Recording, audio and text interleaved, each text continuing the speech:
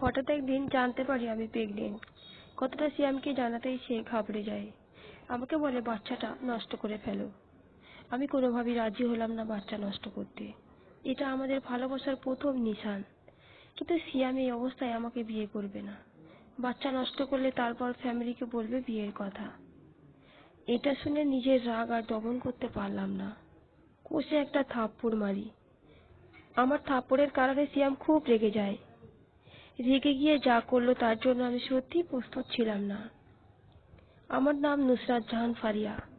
সবাই নুসরাত বলে ডাকে। ফ্যামিলিতে মা, বাবা এবং একটা ছোট্ট বোন। বোনের নাম সামিরা আক্তার, এবার ক্লাস 8-এর ছাত্রী। বাবা ব্যাংকের চাকরি করে। আমি এবার ইন্টার ফার্স্ট ইয়ারে পড়েছি। আমার দুই বোন দেখতে খুব সুন্দরী, তবে আমি একটু বেশি। বাবা আদর করে আমাকে পরি ডাকে। মধ্যবিত্ত ফ্যামিলির মেয়ে আমি। বাবার ইনকামে মোটামুটি ভালোই চলে আমাদের সংসার, যাকে বলে একদম পারফেক্ট সুখের সংসার। একদিন রাতে পড়ছিলাম, রাত তখন 12টা হবে। এমন সময় ড্রয়িং রুমে ফোনটা বেজে উঠল। সামিরা জেগেছিল। আমি বলাতে গিয়ে ফোনটা রিসিভ করে। ফোনটা রিসিভ করতেই অপর প্রান্ত থেকে একজন পুরুষ সালাম দিল।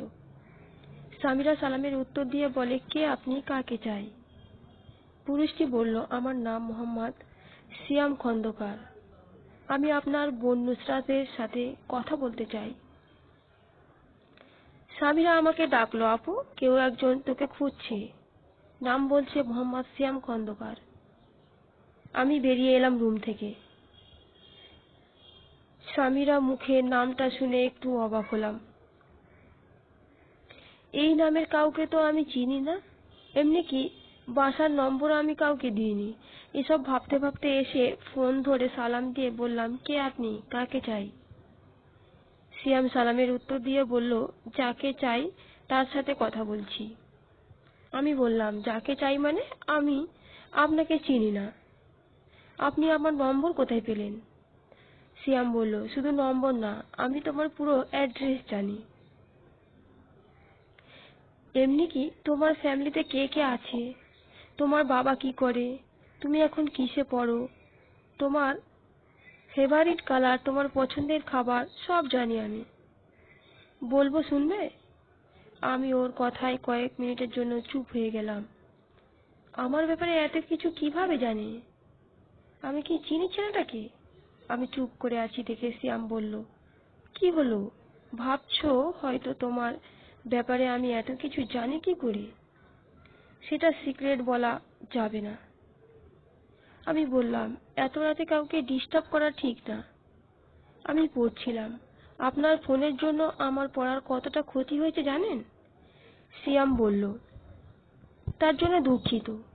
আমি জানি রাত 12টায় তুমি পড়ো, সেই জন্যই আমি ফোন দিয়েছি, যাতে তোমার সাথে কথা বলতে পারি। এখন তুমি বলে দাও কখন ফোন দিলে তোমার সুবিধে হবে। আমি বললাম, আজকের পর থেকে ফোন না দিলেই খুশি হব। একটা অচেনা মেয়েকে ডিস্টার্ব করা ঠিক না। সিয়াম মৃদু হেসে বলল, তা কি করে হয়? আমি ফোন দেব, তোমার সাথে কথা না বললে আমার রাতে ঘুম আসবে না, পড়াশোনায় মন বসাতে পারবো না। তাই ফোন দিতে না করো না। এখন বলো কোন সময় তুমি ফ্রি থাকো। আমি বললাম, দেখুন মিস্টার, আপনার সাথে কথা বলার কোনো ইন্টারেস্ট আমার নেই। শুধু শুধু ডিস্টার্ব করবেন না আমাকে। সিয়াম বলল, আমার ইন্টারেস্ট আছে তোমার সাথে কথা বলার, তাই আমি প্রতিদিন ফোন দেব তোমার সাথে কথা বলার জন্য। আমি বললাম, আজকের পর থেকে আমি ফোন উঠাবো না। সিয়াম বলল, ফোন তোমাকে ওঠাতে হবে। আমি ফোন না ওঠালেও তাহলে আমি তোমার বাড়ি চলে আসব। তখন কি হবে ভেবে নাও। আমি কিন্তু তোমার বাড়ি চিনি। রাত অনেক হয়েছে, ঘুমিয়ে পড়ো, কাল আবার কথা হবে। Good night. এই বলে সিয়াম ফোন কেটে দিল। সামিরা এতক্ষণ দরজার আড়ালে দাঁড়িয়ে সব শুনছে। সিয়ামের কথা না শুনতে পারলেও বড় বোনের কথা ঠিকই শুনেছে। তাতে সে বুঝে গেল ব্যাপারটা আসলে কি। ফোন রেখে আমি রুমে ফিরে যাচ্ছি। আমাকে আসতে দেখে সামিরা খাটে গিয়ে শুয়ে পড়ল। আমাকে বলল, আপু ছেলেটা কে রে? তুই ওকে চিনিস নাকি? আমি বললাম, না, জানি না কোথাকার কে ফোন নাম্বার জোগাড় করেছে, ফোন করেছে। রাত অনেক হয়েছে, ঘুমিয়ে পড়ো। এভাবে প্রায় সিয়াম রাত 12টা বাজে ফোন করত। আমি বাধ্য হয়ে ফোন রিসিভ করতাম, কারণ ছেলেটা আমার পুরো অ্যাড্রেস জানে। যদি বাসায় চলে আসে তাহলে সর্বনাশ হয়ে যাবে। একদিন আমি ফোন রিসিভ না করে সামিরাকে দিলাম কথা বলার জন্য। সামিরা কথা বলতেই সিয়াম বলল, সামিরা, তোমার উচিত হয়নি ফোনটা রিসিভ করা। তুমি এখনো ছোট, তাই বড়দের ফোন রিসিভ করতে নেই। তোমার আপুকে দাও। আমি পাশ থেকে সব শুনছি। আমি সামিরাকে বললাম, বল, আমি ঘরে নেই। সামিরা বলল, আপু তো ঘরে নেই। সিয়াম মৃদু হেসে বলল, তোমার আপু তোমার পাশে দাঁড়িয়ে আছে, কথাগুলো তোমাকে শিখিয়ে দিচ্ছে আর তুমি বলছো। নুসরাতকে দাও ফোন। সামিরা ফোনটা আমাকে দিয়ে চলে গেল। আমি ফোনটা কানে দিতেই সিয়াম আমাকে বলল, তোমার উচিত হয়নি সামিরাকে দিয়ে ফোনটা রিসিভ করানো। তারপর ওকে মিথ্যা বলতে বলেছো। বেচারি লজ্জা পেয়েছে, এমনি কি আমার কাছে ছোট হয়ে গেছে। আমি কি বলবো কিছুই বুঝতে পারছি না, তাই চুপ করে আছি। সিয়াম বলল, এমন ভুল আর কখনো করবে না। এবার বলো, কেমন আছো? আমি বললাম, জি ভালো। সিয়াম বলল, আমি কেমন আছি জিজ্ঞেস করবে না? আমি বললাম, আপনি কেমন আছেন? সিয়াম বলল, ভালো। আমি বললাম, আপনি প্রতিদিন রাত 12টা বাজলে ফোন দেন? এর আগেও দেন না, এর পরেও দেন না কেন? সিয়াম বলল, এই টাইমে ফোন দিলে তোমার কোনো সমস্যা হবে না, তাই আমি এই টাইমে ফোন দিই। আজ তোমাকে কলেজে খুব সুন্দর লাগছিল, অরেঞ্জ কালারের থ্রি পিস পরেছো। সত্যি আমি চোখ সরাতে পারছিলাম না। অন্যের মুখে নিজের প্রশংসা শুনে সত্যি একটু লজ্জা হলো আমার। আমি বললাম, আপনি আমাকে দেখেছেন? সিয়াম বলল, হ্যাঁ দেখেছি, আমি তো প্রায়ই তোমাকে দেখি। আমি বললাম, কিন্তু আমি তো আপনাকে দেখিনি। আপনি কি আমাদের কলেজে পড়েন? সিয়াম বলল, না। আমি বললাম, তাহলে কোথায় পড়েন? সিয়াম মৃদু হেসে বলল, আমি মাস্টার কমপ্লিট করেছি, বাবার বিজনেসে মাঝে মাঝে দেখাশোনা করি, এমনিতে কিছু করি না। আমি একটু গম্ভীর হয়ে বললাম, আপনি তো একজন বিজনেসম্যানের ছেলে, তাহলে তো আপনি অনেক বড় লোক। সিয়াম বলল, হ্যাঁ, তাতে কি? আমি বললাম, না তেমন কিছু না। আচ্ছা, একটা কথা জিজ্ঞেস করি আপনাকে। সিয়াম বলে, একটা কেন, হাজারটা করো। আমি বললাম, এই যে আপনি প্রতিদিন রাত 12টা বাজে আমাকে ফোন করেন, কিসের জন্য করেন জানতে পারি? কেনই বা করেন? আপনার উদ্দেশ্য কি? সিয়াম বলল, কেন ফোন করি, কিসের জন্য করি, আমার উদ্দেশ্য কি? সব প্রশ্নের একটাই জবাব, আমি তোমাকে ভালোবাসি, তোমাকে নিজের করে চাই। ভালোবাসার কথা শুনে বুকের ভেতরটা কেঁপে উঠল, হার্টবিট বেড়ে গেল। এই প্রথম কেউ আমাকে প্রপোজ করেছে, তাও আবার তাকে চিনি না। আমি বললাম, আমি আপনাকে চিনি না, জানি না, ভালোবাসি বললেই হলো? আপনি একজন বিজনেসম্যানের ছেলে, বড়লোক বাপের ছেলে, আমার সাথে আপনার যায় না। প্লিজ আজকের পর থেকে আপনি আমাকে ফোন করবেন না। এই বলে আমি ফোনটা কেটে দিলাম। ফোন কাটার সাথে সাথে সিয়াম আবার ফোন করলো, আমি ধরিনি। এভাবে আরো কয়েকবার। ভাবছি এবার ফোনের শব্দে বাবা মা উঠে না আসে, তাই বাধ্য হয়ে ফোন রিসিভ করি। ফোন রিসিভ করতেই সিয়াম বলল, কি কি ব্যাপার, ফোন ওঠাচ্ছ না কেন? আমি রাগম্বিত সুরে বললাম, দেখুন, এটা ভদ্রলোকের বাড়ি, এভাবে বারবার ফোন দেবেন না। বাবা মা জানলে কি হবে বলুন তো? সিয়াম বলল, কে কি ভাবলো, কে কি জানলো, তাতে আমার কিছুই যায় আসে না। ভালোবাসা কোনো অন্যায় না। আমি বললাম, আপনার হয়তো যায় আসে না, আমার যায় আসে। আমরা মধ্যবিত্ত ফ্যামিলিতে বিলং করি। একবার কলঙ্কের দাগ লেগে গেলে সেটাকে ধুয়েও যায় না। তাই ভাবছি প্লিজ আমার পিছু ছাড়ুন, আপনার কাছে অনুরোধ করছি। সিয়াম বলল, আমি তোমাকে ভালোবাসি, তার জন্য আমি সব ত্যাগ করতে পারি।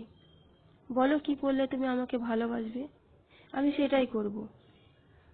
যদি বলো আমার বাবার সম্পদ অভিজাত্য সব ছেড়ে তোমার কাছে আসতে, তাও আমি রাজি। রাত অনেক হয়েছে, ঘুমিয়ে পড়ো। কাল তোমার কলেজে ছুটির পর আমি দেখা করব তোমার সাথে। Good night. এই বলে ফোন কেটে দিল। মনে মনে ভাবলাম, কাল দেখা হলে আচ্ছা করে বকে দেব, যাতে করে দ্বিতীয়বার কোনো মেয়েকে ডিস্টার্ব না করে। এই ভেবে ঘুমিয়ে পড়ল। সকালের দিকে কলেজে চলে গেলাম। যথাসময়ে কলেজ ছুটি হলো। কলেজ থেকে বেরিয়ে রাস্তার সাইড ধরে হাঁটছি। হঠাৎ একটা গাড়ি এসে আমার সামনে দাঁড়ালো। আমি থমকে দাঁড়ালাম। গাড়ি থেকে কোট পরিহিত একজন যুবক বের হলো। চোখে চশমা, গায়ের রং ফর্সা, উচ্চতা 6 ফুট 5 ইঞ্চি হবে, ছুটাম দেহ, দেখতে হ্যান্ডসাম। ছেলেটা বেরিয়ে আমার সামনে দাঁড়ালো। আমি তখনও অপলক দৃষ্টিতে তাকিয়ে আছি ছেলেটার দিকে। কখন যে ছেলেটা গাড়ি থেকে বেরিয়ে আমার সামনে এসে দাঁড়িয়েছে বুঝতেই পারিনি। ছেলেটা হাত বাড়িয়ে দিয়ে বলল, হ্যালো। ছেলেটার মুখে হ্যালো শুনে আমার সম্বিত ফিরল। লজ্জা পেয়ে মাথাটা নিচু করে দিলাম। সেটা সিয়ামের চোখ আড়ালো না। সিয়াম বলল, কেমন আছো? আমি সিয়াম, প্রতিদিন রাত 12টা বাজে যে তোমাকে কল করি, আমি সেই। আমি কোনো কথা বললাম না, মাথা নিচু করে দাঁড়িয়ে আছি। মনে মনে খুব রাগ হচ্ছে নিজের প্রতি। কাল রাত থেকে কি ভেবে এসেছি আর এখন কি হচ্ছে। ওকে দেখে সব গোলমাল হয়ে গেছে। আমি কিছুই বলছি না দেখে। সিয়াম বলল, রাস্তায় দাঁড়িয়ে কথা বলা ঠিক হবে না, চলো কোনো রেস্টুরেন্টে যাই। আমি বললাম, না, আমাকে বাসায় ফিরতে হবে। সিয়াম বলল, বেশ তো, চলো আমি পৌঁছে দিই। আমি বললাম, না, আমি একাই যেতে পারবো। সিয়াম অনেক জোরাজুরি করে আমাকে গাড়িতে উঠতে বাধ্য করে। তারপর একটা রেস্টুরেন্টের সামনে গিয়ে থামে। নিজে নেমে আমাকেও নামতে বলে। কিছু করার ছিল না, অনেক লোকজন ছিল ওখানে। কিছু বললে হয়তো খারাপ ভাববে, তাই ওর কথা মতো নেমে পড়লাম। রেস্টুরেন্টে ঢুকে 2টো কফি অর্ডার দিল। খেতে খেতে সিয়াম বলল, আমার কথাটা ভেবে রেখেছো? আমি বললাম, কোন কথা? সিয়াম বলল, কাল বলেছিলাম আজ ভুলে গেছো? আমি বললাম, ভুলিনি, মনে আছে। তবে আপনি যেটা বলছেন সেটা কখনো সম্ভব না। সিয়াম বলল, কেন? আমি বড়লোক তাই? দেখো, ভালোবাসা কিন্তু ধনী গরিব দেখে হয় না। ভালোবাসা হয় মন থেকে। আমি তোমাকে মন থেকে ভালোবাসি। বিশ্বাস করো, সেই প্রথম দেখাতে তোমাকে মন দিয়ে ফেলেছি। তোমাকে আমাকে ফিরিয়ে দিও না। সব মানুষ এক সমান হয় না। আমি বললাম, কিন্তু আমার কথা শেষ হতে দিল না। সিয়াম বলল, কোনো কিন্তু না। আমি তোমাকে কখনো কষ্ট দেব না। সুখে দুঃখে সব সময় তোমার পাশে থাকবো। কথা দিচ্ছি। আমি আর কোনো প্রতি উত্তর করলাম না। কফি শেষ করে আমাকে বাসায় পৌঁছে দিয়ে দিল সিয়াম। গাড়ি থেকে নেমে আসার সময় সিয়াম বলল, রাতে আমি ফোন দেব। এই বলে বিদায় জানিয়ে চলে গেল। বাসায় আসার পর থেকে ওর কথা বারবার মনে পড়ছে। ও মায়াবী চেহারাটা চোখের সামনে ভেসে উঠছে। কিছু ভালো লাগছে না। আজ রাতে পড়াশোনার জন্য নয়, মনে হচ্ছে ওর ফোন আসার ওয়েটে আছি আমি। পড়ার ফাঁকে ফাঁকে বারবার ফোনের দিকে নজর যাচ্ছে। সেটা স্বামীর আর চোখে এড়ালো না। সে বলল, কি ব্যাপার, বারবার ফোনের দিকে দেখা হচ্ছে কেন? আমি বললাম, কিছুই না। ঠিক 12টা বাজে সিয়াম ফোন করলো। আমি তাড়াতাড়ি উঠে গিয়ে রিসিভ করলাম। সিয়াম বলল, কেমন আছো? আমি বললাম, জি ভালো, আপনি কেমন আছেন? সিয়াম বলল, তোমার ভালোবাসা না পেলে কি করে ভালো থাকি? ভালোবাসো আমায়? আমি চুপ করে আছি। সিয়াম বলল, চুপ থাকা কিন্তু সম্মতির লক্ষণ। তাহলে কি মেনে নেবে তুমি আমাকে ভালোবাসো? আমি বললাম, জানি না। সিয়াম বলল, জানতে হবে না, আমি বুঝতে পেরেছি তুমি আমাকে ভালোবাসো। সেই থেকে শুরু হলো আমাদের ভালোবাসা। প্রতিদিন কলেজ ছুটির পর আমরা এখানে সেখানে ঘুরতে যেতাম। ধীরে ধীরে একে অপরের কাছে আসতে থাকি। একদিন সিয়াম আবদার করে বসলো, তোমাকে কাছে পেতে চাই আরো। আমি আর নিজেকে ধরে রাখতে পারছি না। প্লিজ না করো না। আমি তখন সিয়ামের প্রেমে এতটাই মগ্ন ছিলাম, আমি ওকে না করতে পারলাম না। সিয়ামদের প্রতি সিয়ামদের বাড়ি প্রায় খালি থাকে। ওর বাবা সারাদিন অফিসে থাকে, তাই সিয়াম আমাকে ওর বাড়িতে নিয়ে গেল। আমিও কোনো আপত্তি জানালাম না, কারণ সিয়ামকে কষ্ট দিতে চাইতাম না। এই প্রথম সিয়ামের বাড়িতে এসেছি। ঘরের অভিজাত্য দেখে আমার চক্ষু চড়ক গাছ। দামি দামি আসবাবপত্র দিয়ে পুরো ঘরটা সাজানো, দেখলে চোখ জুড়িয়ে যায়। আমি অবাক হয়ে চারিদিকে চোখ বুলিয়ে দেখছি। সিয়াম আমাকে নিজের রুমে নিয়ে গেল। মনে মনে ভয় হচ্ছে, এই প্রথম কোনো ছেলের সাথে মিলিত হতে যাব। জানি না কপালে কি আছে।